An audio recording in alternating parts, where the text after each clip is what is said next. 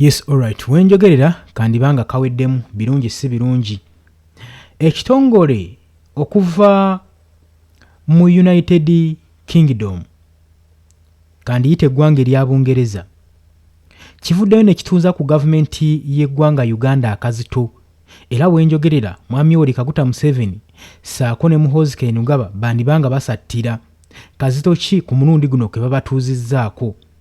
Tulabanga ebikulu ebizze bibaawo bingi okutiisatiisa n'okkangavula kukoleddwa naye tewali kintu kyali kiraze nti kikanze bano ababiri ogenda mu maaso n'okubeera nga bakomekkereza ebikolwa ebigambibwa nti nno bannayuganda bajeezebwa wansi w'obukulembeze bwabwe. Njagala owulirize kakati babatadde ku nninga babatuuzizzaako akazito. Ekitongole ekya Human Rights Watch kigenze maaso n'okukoola investigation kigamba wabeerewo okunoonyerezebwa okukolebwa ku kuwambibwa kwa opposition leader Mohamed Muwanga Kivumbi eyawambibwa ebbanga eriyise emabega. Human Rights Watch bavuddeyo nga bagamba ab'obuyinza mu ggwanga erya Uganda balina okukimanya era balina okukitegeera kino wammanga. Ekiki njagala owulirize wabula njagala okukujjukiza nti gwe tannatweyungako kirira wansi waliwo ekigambo subscribe kikoneko obeere ng'otweyungako wabula naawe ayagala okubeera ng'ojja mu comment section nkutegeeza kola ekintu kyekimu kuona mu kigambo subscribe followinga likinga sharinga. Abali mu diaspora mbatumiddeko nnyo abali emitala w'amayanja Katoman Dubai mwebale kwekumira ku mayingo gano aga Yugi Update TV. Obudde bwa kinyi kaggobe nga we nabagambye embeera y'obudde akakuba akakyatuyitaayitamu kakyatukuba mu drive n'ekyo kigaana kubeera nga tubatuusaako information. Kakati kimanye nti Mohamed Muwanga Kivumbi yakawambibwa emirundi ebiri. Kakati obutaliisa bijanjaalo mpiso twogera ku kitongole ekiri international tetwogera ku kitongole ekya Mariam Wangadya si minisitule ya Mariam Wangadya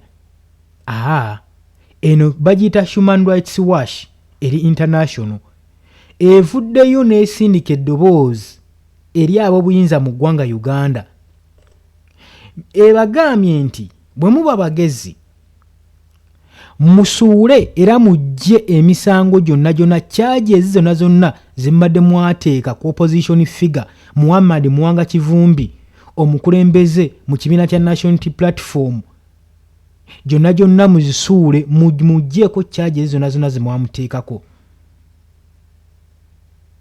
okusinziira nti nno mwamuteekako charges ng'ab'ebyokwerinda bamaze okumuwamba era ne bamutacholinga mu chambers zammwe ne mu custody zammwe. Kati ekitongole kigamba mumujjeko charges zonna ate mumute mu bwangu nga n'akatayi tekannasala.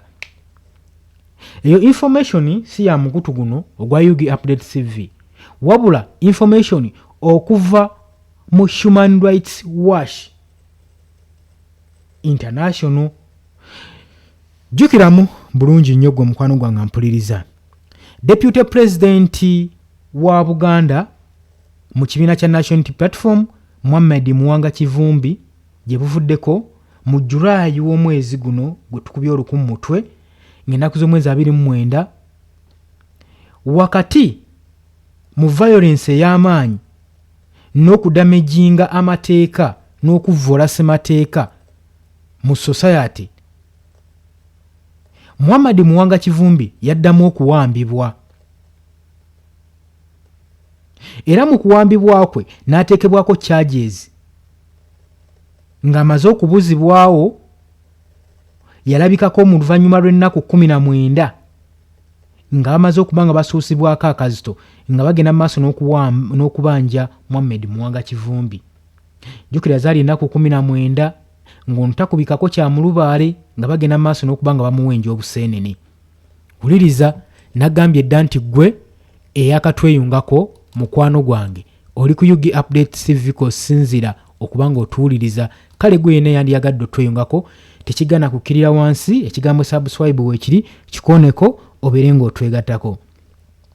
Era kigambibwa mu nnaku 19 ng'amaze okubeera ng'ava gye yali awambiddwa gye yali akukumiddwa oluvannyuma lwa gavumenti okutuuzibwako akazito n'ebyokwerinda ne bagamba katumuseseme. Era kigambibwa baamukwata ne bamusuula ku kitongole ekya poliisi branch y'e Nateete bwe yasuulibwa era n'agenda mu maaso n'okuwera ennemba ne charges empya ze baamuteekako. Gwe mukwano gwange mpuliriza. Naye bino byonna nga tebinnabaawo, njagala okukujjukiza nti Muhammad Muwanga Kivumbi yali amaze okubeera nga yakamala ku rimandi, yakaliteiningibwa okumala emyezi 6 bukyanga okulonda kwa January ng'ennaku z'omwezi 15 kuggwa. Jjukira ye we yakwatibwa era abadde akulungudde mu kkomera emyezi wagindaba 6. Oluvannyuma lw'emyezi 6 Justin omulamuzi Justice Susan yamugrantinga beyiro, naye beyiro eno yali tannaba kubanga agibugumizaamu na mbooge nga tewannayita ssaawa 24 Muhammad Muwanga Kivumbi yaddamu n'akwatibwa era n'abuzibwawo. Abasajja abali bambadde yunifoomu n'abali mu t-shirt n'ateekebwa mu moloka mu kika kye kimanyikiddwa ng'ekya drone n'addusibwawo n'atwalibwa ewataategeerekeka. Gwe mukwano gwange ali yampuliriza. Naye njagala okukujjukiza nti mu kuwambibwa kwe yali amaze okuba nga agalantingibwa beyiro ng'era kiraga nti tekyalina misango gyawera ennemba ne gavumenti kubanga state yali emutaddeko ogw'obutujju, ogwa treason, ogw'okulya mu nsi ye olukwe. N'oluvannyuma baamulirizinga. Njagala nkuwe katambi kano aka Muhammad Muwanga Kivumbi nkulaga embeera we yali, engeri ab'ebyokwerinda gye baali bagenda mu maaso n'okuvuulamu ssemateeka w'eggwanga Uganda. Bo bennyini ekikola kye baalimu ku budde obwo kyali kimenya mateeka. Gwe mukwano gwange ali yampuliriza. Kakati njagala weerobereko bye bino ebyaliwo mu kaseera ako.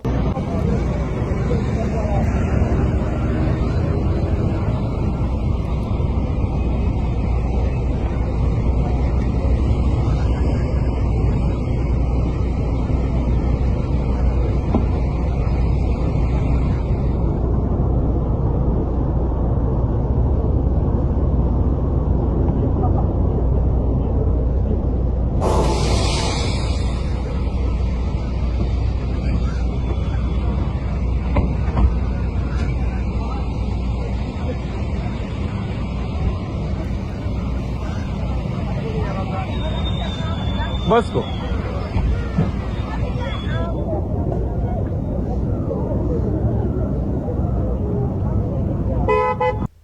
Kakati mu mbeera eyo gye baamukwatiramu ekitongole kino kigamba Muhammad Muwanga Kivumbi tumaze okuba nga twetegereza buli nsonga zonna zonna tulaba nga talina musango, kyayika baamukwatira bwemage. Era nga kigambibwa oluvannyuma lw'ebyo byonna ng'okwatibwa kuno tekunnabaawo, ekitongole ekya Human Rights Watch kigamba nti charges ze baakamuteekako nga zisinziirirwa ku speech gye yawa e Butambala we yagenda mu maaso n'okuyitisizinga General Muhoozi Kainerugaba military chief of defence force era mutabani wa Mwami Yoweri Kaguta Museveni olw'okugenda mu maaso n'okukwata n'okutiisatiisa bannabyabufuzi abo bonna bagenda mu maaso n'okusaavinga mu force y'emu ng'agamba balina okuba nga balabikako mu kkooti. Muhammad Muwanga Kivumbi yalaga eno embeera ng'agamba nti mu kukwatibwa kwe yali akinyuziddwa era ng'aggaliddwa mu kasenge akatini era yakubibwa enfunda eziwerako nnyingi. Wabula bino byonna yabitottolanga ng'agenda mu maaso n'okubanyumiza 4 n'akataano. Amazima ageekususe emabega wa Chief of Defence Force Muhoozi Kainerugaba nti ebikolwa ebyokugenda mu maaso okukyunya okuwamba nti ali inclusive mu nsonga eno. Kati Muhammad Muwanga Kivumbi yali agenda mu maaso n'okunnyonnyola speech gye yawa. Speech eno yali mukambwemu era n'ajjayo n'amazima ng'alaga nti gavumenti byegenda mu maaso n'okwogera nti abantu 7 be baafa e Butambala be bamusibako nti yatta, agamba bano baali bajjiridde ye era baali baagala kutta ye, wabula abantu 10 be baafiirawo mu kaseera ako. Naye agamba nti ensonga zino zonna zaava ku kalulu aka 2026. Lwaki? Nti baakimanya nti Mohamed Mwanga Kivumbi ajja kuwangula akalulu kano mu Butambala. Kakati Mwanga Kivumbi naye n'akitegeerako nti owaaye ekitongole ekya Electoral Commission kiyinza okwagala okuriginga obuwanguzi bwange obululu, era ye n'akuŋŋaanya declaration forms ze zonna eziraga obuwanguzi bwe era obujulizi yali abuyina. Kati Mohamed Mwanga Kivumbi olw'ensonga eyo gavumenti yamusalako ewo gye yali akuŋŋaanyiriza obujulizi obwo bwonna. Kitegeeza ki? Kano akalulu ka 2026 kaali kakufaana kuwona. Akalulu si ke kaali kasalawo ani gwe balina okulangirira. Waaliwo kirabika ensonga endala eyali emabega wa bino byonna. Waaliwo ensonga endala eyali emabega wa bino byonna. Newankubadde ekitongole ekya Human Rights Watch deputy nga kisinzira mu deputy waakyo wa African Director Aswaina Budo Scroots wawe lisoma agenda maaso n'okulumiriza gavumenti eno eya Mwami Yoweri Kaguta Museveni tumuwabulwa okubanga bakozesa legal system okusilencinga abo bagenda maaso n'okubakritisayizinga. Buli avaayo n'aboogerako eyiye nga basima. Kakati director ono deputy ono agamba owa Human Rights Watch agamba embeera eyo tetugenda kubeera nga tugigumiikiriza. Bannayuganda ogenda maaso n'okusilentingibwa n'okuteekebwako natti ku mimwa gyabwe baleme kuddamu kwogera ebyo ebikolwa tetujja biganya. Era n'agenda maaso n'okukoowoola wabeerewo immediately end ebikolwa bino bikomekerezebwe mu bunnambiro n'ebyokukwata bannayuganda nga benyigiddwamu abakulu b'amagye n'abakulu ba poliisi, era ng'agamba abagenda mu maaso n'okwenyigira mu bikolwa bino bateekebweko embalirira, wabeerewo accountability. Wabeerewo ko kibayita accountability ku nsonga eno. Jjukiramu bulungi Mohamed Mwanga Kivumbi mu kukwatibwa kwe tiyateekebwako musango na gumu oba ebitongole ebikuumaddembe tebyawaayo nsonga ki byali bimukutte, wabula wazira byegaana bweganyi nti ono tebimuyina mu military facilities, mu police custody yonna bamuwenjayo nga taliiyo. Nekikulaga ki? Kyali kikulaga nti Mohamed Mwanga Kivumbi gwe mukwano gwange ali eyampuliriza nti state yali ready emaze omwegana nti sibe bamuyina, ng'ekikolwa kyonna ekiyinza omutuusibwako tebavunaana state, tebavunaana chief of defence force, wabula nga buli muntu ayongera agenda maaso nakwebuuza Mohamed Mwanga Kivumbi ali luddawa. Wakati mu uniform ze baalimu nga woobalaba awo nga bagenda maaso n'okuba nga bakwata Mohamed Mwanga Kivumbi babyegaana nti bo tebamumanyiiko era tamanyikiddwa paka akazitowe kabatuddemu nga Mohamed Mwanga Kivumbi asusse okuba nga abanjibwa, era kye baasalawo okuvaayo nakyo kyekino wammanga. Ne basalawo okuba nga bamukasuka ku kitebe ekya poliisi asobole okubeera nga ateekebwako charges awere ennembe, asobole okuba nga amupresentinga ensi nti Mohamed Mwanga Kivumbi mulamu era akyatemya bukofu, wabula bannansi baali beeraliikiridde mu nsonga eno. Njagala okujjukizaamu nti Mohamed Mwanga Kivumbi si ye yekka yali yakwatibwa, era si ye mukwate. Before nga tebannawamba Mohamed Mwanga Kivumbi, waliwo abakulembeze abalala mu kibiina kya National Platform baali bakwatiddwa. Kalinga sikitegeera oba kyali kitya, kubanga tulabanga gavumenti nga akalulu kakagwa ennaku z'omwezi 15 yategetinganya abakulembeze b'ekibiina kya National Platform, era buli mukulembeze gye yali aba Northern Region, buli mukulembeze yeekukumanga Njukira nti gavumenti yali yayisa dda enjogera egamba nti mu mwaka gwa 2026 tebaagala kuddamu kulaba opposition n'omu, era tageti yaabwe yali yakwata bakulembeze b'ekibiina kino ekya National Platform bonna, omwo nga ne Robert Kyagulanyi Ssentamu omugattiddemu. Era ky'oba olaba Robert Kyagulanyi Ssentamu yabafulukako mu kaseera ng'akalulu kaakaggwa n'abaddukako, kyabakolera ddala bulumi nnyo, era y'ensonga lwaki olaba ateekamu amaanyi okumuwenja, okumuyigga nga ye sireeti gye balina mu ggwanga, nga ye bbomu eyali eri ku ssaawa ng'enaatera otulukira gavumenti ya Mwami Yoweri Kaguta Museveni. Kakati ekyewuunyisa nti ate kati waabulabe nnyo n'okusinga ng'akyali mu Uganda, so kye baali bagenzera mu maaso n'okubeera nga bakola ki, nga bakugira. Tulaba abakulembeze opposition abasinga nga badduka mu ggwanga, omuli Ibrahim Musemuju Nganda we yafulumye. Oluvannyuma lw'okulaba candidates baabwe bakuligizi baabwe nga bakwatibwa, omuli Ssaalongo Erias Lukwago eyaliko road mayor w'ekibuga Kampala okukwatibwa mu ngeri y'okuvvuula, mu ngeri ey'ekivvoolo. Kino nno kyabakuba ekikwe era kyabakanga. So okuva olwo ne basalawo batandika okuba nga beereebereramu.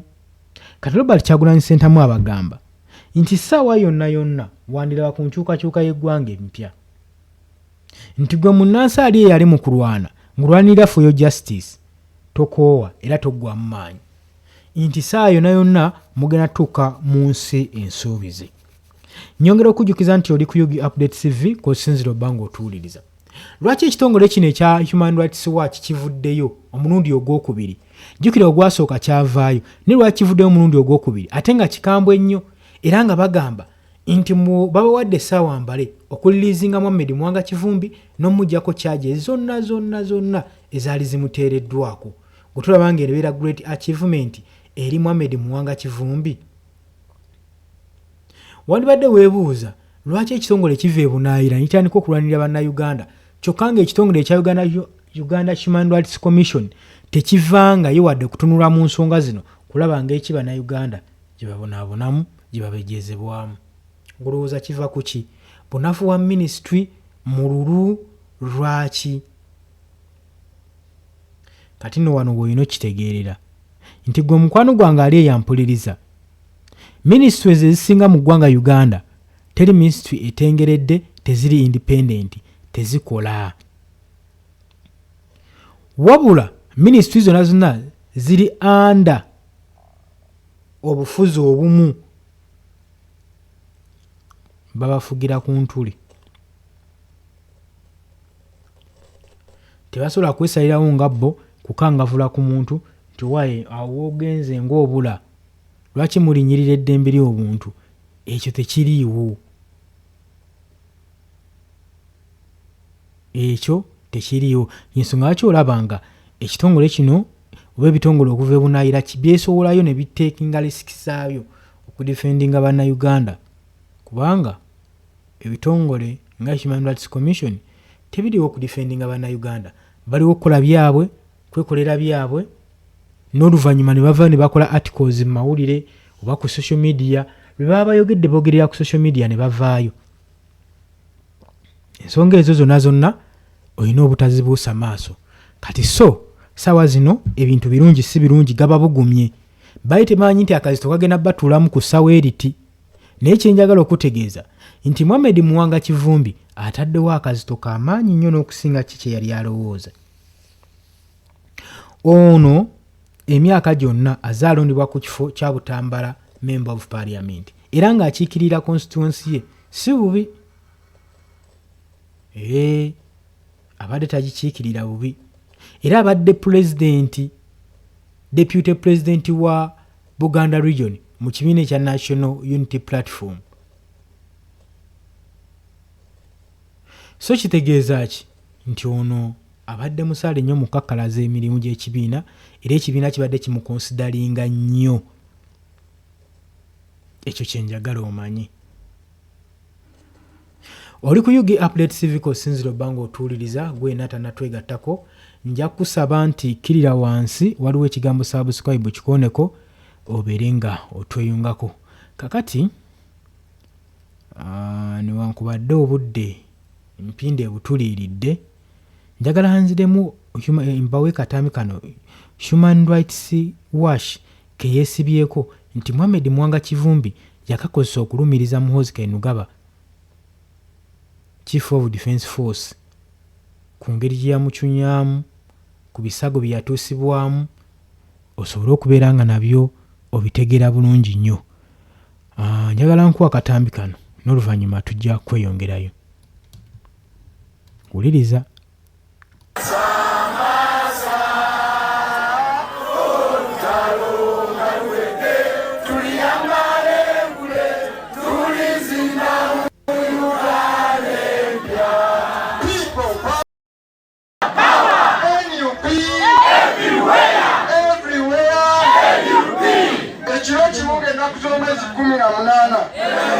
Kusawa mwendo gw'ekiro abatamanya ngamba nga bakulemberwa abantu abasatu bemmanyi bayimirira mu mutyawo nga balina emundu kasepiki abalala ne bayimirira wali ne bakkuba amasasi mu garaji awo ne bakkuba n'erugi luno baali bamanyi tinnimi lwaliwo baali bamanyi tinnimiridde mu garaji awo okukakkana nga mikwano gyaffe abakazi bamaama banakazadde mikwano gyange gye nasoma nabo bataano bamaze okubatta ne battana omuvubuka omu bamugirawo rope awo mu lujja bwe babuuza nti muwangaaliwa musajja atunasuka n'abagamba nkiyenze bamubesasibwano ne bamuttirawo nga tebanatta buli mukyala people power bamawulire obutabo obwakolebwa muno waliwo omukazi omu yali asigaddemu akateetera bamupirawo amasasi n'agendawo ng'akaaba kimaama omusajja omutemu n'amuteeka wali we tulese emmotoka wansi n'amukuba amasasi agamumaliriza. Ebyo byonna baalikola nga bamaze okutegeera essaawa ezo nga bakoze buli ekyefujjo mu Butambala naye nga lazima tubawangudde nga tumaze kubawangula mukama ne basalawo ate ekireto kamawulire ate mukama mulungi mukama muki omwe yakulembera olutabaalo olwo olwali lusazeewo kibe tumanze kudda mu palamenti waakiri banzite era ekiro ekyo baali bazze okummaliriza naye emirambo egyo omusanvu enjaga ate gye gyali musanvu gyali 10 gyali emeka era okumanya gyali 10 abantu bonna be batta babambulanga engoye ne bazirekawo.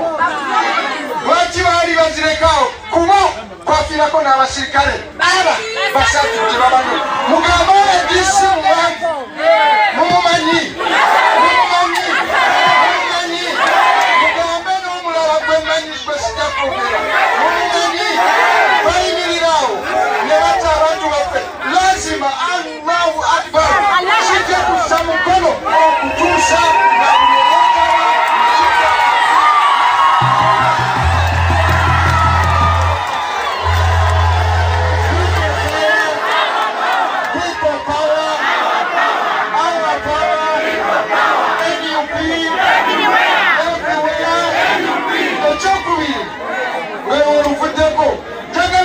nga jakubire mu ngalo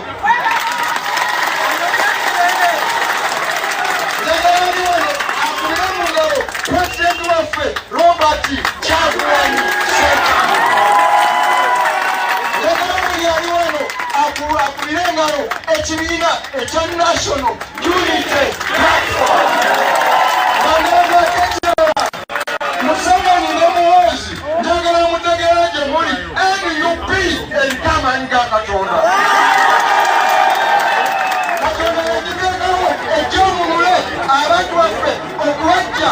The Voto free tethered shooting tools, anytime, anywhere, effortlessly.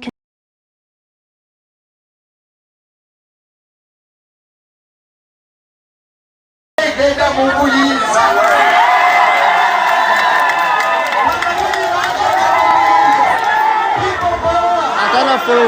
atana following oleke ekikyamu olaba Museveni ng'akola nini by'ataakola mumanye kyo musajja mumuwangudde olaba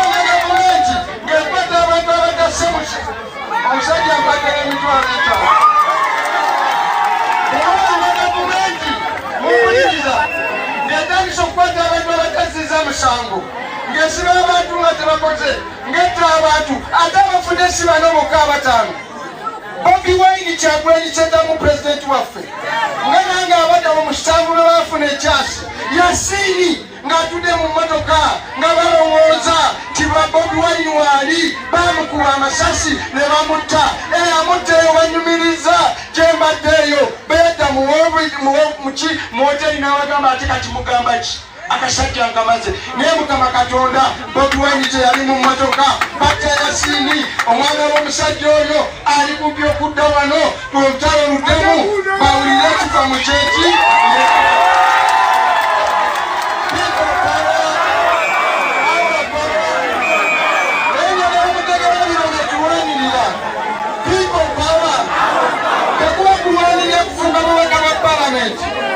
nze mbubadde emyaka 10 n'emeka 13 otegedde okuba kubeera na kitiibwa mu ggwanga gino kibadde okubanga mu kimuno omunoonya ssente nazo nziyina otegedde nazo nzikolaki bagamba people power ebyamaju be balwanira kuvuga mmotoka nnungi ngivuzeeko kutambulira mu nnyonyi ntambuliddemu kulambula simayana ngendako mu White House ngenze twagenda ne Lompoyo n'omu House of Commons ebungereza buli wamaawuli twagenda e Japan eyo ekyayina eyo nga banyiriza ng'omugezi bwa Afrika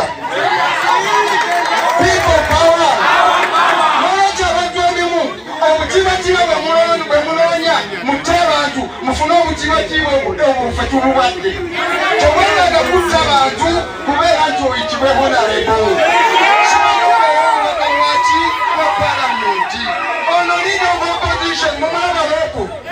wallahi asinga abasajja muhonza akaaba buli kaseera senyonyoyo senyonyiyongeza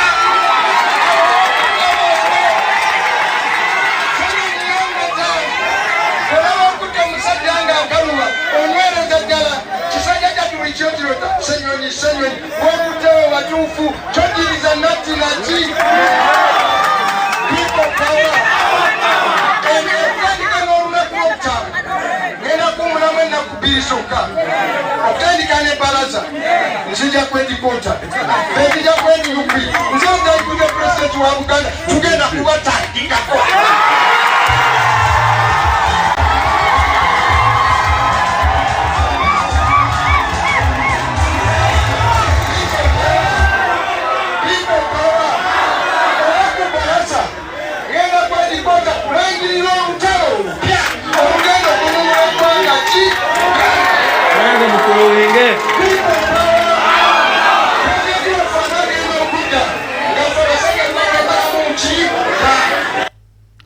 Yes, byebyo bigambo ebya Mohamed Mwanga Kivumbi ebyamuviirako kubanga akwatibwa omulundi ogwokubiri era n'atwalibwa ewataategeereka era gye gimu ku misango kisimanyi oba gyagenda maaso n'okuwera enemba nagyo naye yali amaze okubanga asuubiza bannakitebe kya National Unity Platform abakulembeze abawagizi nti omukulembeze anaagenda okudda Robert Kyagulanyi Ssentamu nga we batuusewo weewaawo batuuseewo era ye yali ensonga ye era ng'agamba teyali wakuwummula just yajawummulamu nnaku 2 then ayolekere ku kitebe atandikire we yakoma abasajja tebaamuganya ku lugendo lwe lwe yaliko lwennyininyini bwe baamusalirako ne bamuyingiza bakuntumye n'atwalibwa ewataategereka nnaku 19 ng'ali mu military facilities kyonna kye yali agenda maaso n'okukolayo simanyi ng'omukwano gwange ampuliriza naye ng'oli ku Yugi Updates TV nyongera okujjukiza k'osinzira oba ng'otuuliriza ng'otanatweyungako okkirira wansi waliwo ekigambo subscribe kikooneko obeere ng'otweyungako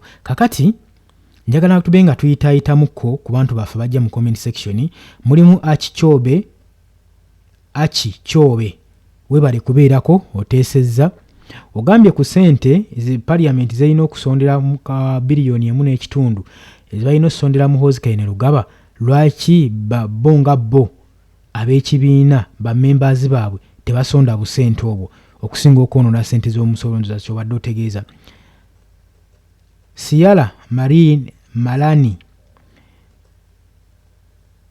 webale naawe kuteesa Rachel Nalule naye webale kuteesa ni omulala wano nga babiri tugende maaso. Adijja Nalwadda webale kuteesa. Adijja Nalwadda. Nakimuli Reste webale kubeerako. Suzanguro Basera siritegedde. Nine webale kubeerako.